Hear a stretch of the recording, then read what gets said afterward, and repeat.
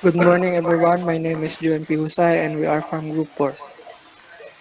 We will be discussing the topic about Marxism. Next. And here's our objective for this topic. So the first objective is define Marxism. The second one is explain how Marxists interpret literary works. Third is discuss the significance of Marxism and interpreting a literary work. Fourth, evaluate Report. one's skills necessary to do a Marxist reading of a literary work. And lastly, interpret a literary piece using Marxist approach. And So, what is Marxism? Marxism is a political, social, economic movement that also serves as a critic of capitalism. It provides an examination of the society, that problem, and the solution it works, were written by German philosophers Karl Marx and Engels Friedrich. In simple terms, it's a political and economic theory where a society has no classes. Every person within the society works for a common good, and class struggle in theoretically gone. So Marxism is a left-wing to far-left method of socio-economic analysis that uses a materialist interpretation of historical development, better known as a historical materialism. To understand class relations and social conflict, as well as a dialectical perspective to view social transformation. It originates from the works of 19th century German philosophers Karl Marx and Friedrich Engels. As Marxism has developed over time into various branches and schools of thought, currently no single definitive Marxist theory exists. So, next. history of Marxism. Karl Marx 1818-1883, in collaboration with Frederick Engels, inspired the ideology that underpins this type of literary criticism. Karl Marx was primarily an ideologist who held the following beliefs: that the main cause of Guys, nag-report pa historical ganin. conflicts was the lower class attempt to gain power and the upper class attempt to keep what they already had. This paper examines that the origin of Marxism in Europe in the second half of 19th century in the context of the industrial and political revolution of the previous century. The philosophical, economic, social, and ethical ideas of Marxism are explained in Critique. It is suggested that although many of Marx's predictions have proved wrong and the application of his ideas often disastrous, his concern for the exploited and his emphasis on the dynamic of change still has relevance today for OR. The paper explores where the relevance lies and how advantage might be taken of the insight Marx analysis of society offers. So next.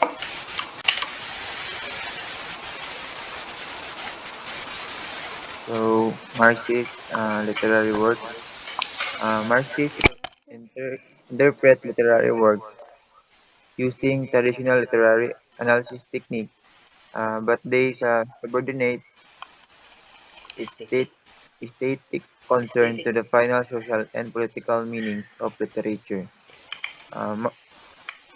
Marxist theories frequently champion writers sympathetic to working classes and writers whose work questions and economic equality found in capital society. So, ang akdang literature ng mga Marxist ay ginahatagan nila og kahulugan ang mga literary work gamit ang mga traditional methods of literature review.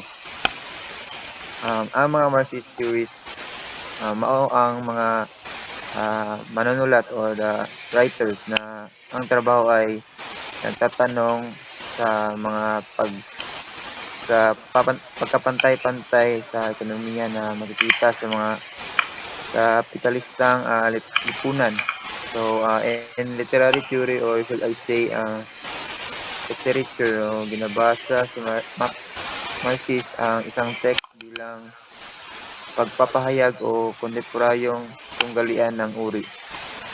Literature is not only a matter of professional expression, it somehow connects to the current social and political situation.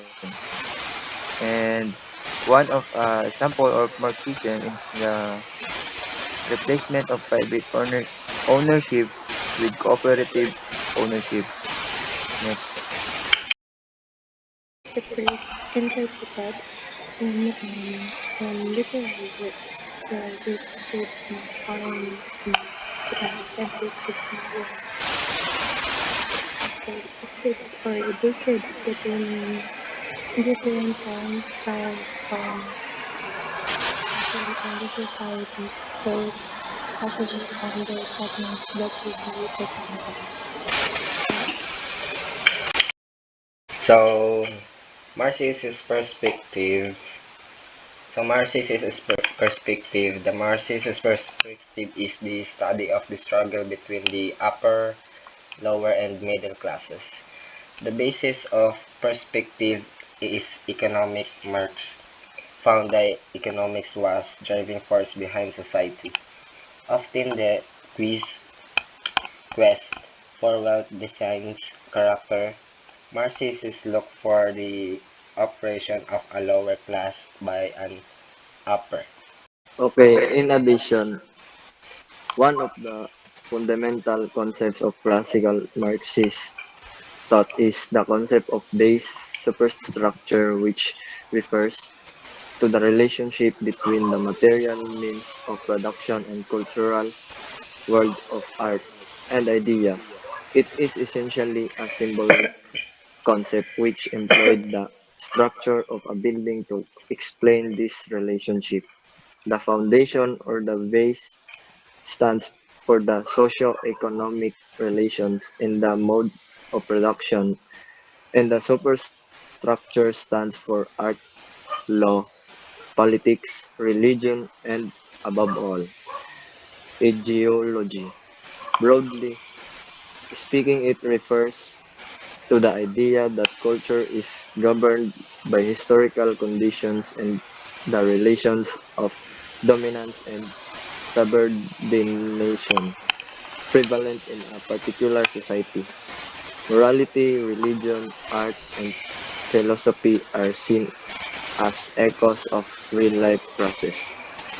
In Marx's own words, they are phantoms formed in the brains of men. From this point of view, all cultural products are directly related to the economic base in a given society. Next. So another important concept used by Marx was the dialect, which was originally developed by the 18th century German philosopher Hegel. Hegel was an idealist philosopher who used this term to refer to the process of emergence of new ideas. Through the confrontation of opposing ideas, he believed that the world is governed by thought and material existence is the expression of an immaterial spiritual essence. But the Marx used the same concept to interpret the progress of the material world. According to Hegel, put the world upside down by giving primacy to ideas. So, Marxist dialect is known as dialectical materialism. Marx Marx argued that all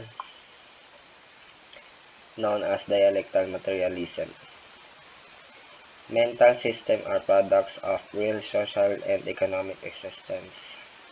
For example, the legal system reflects the interests of the dominant class in particular historical periods rather than the manifestation of divine reason.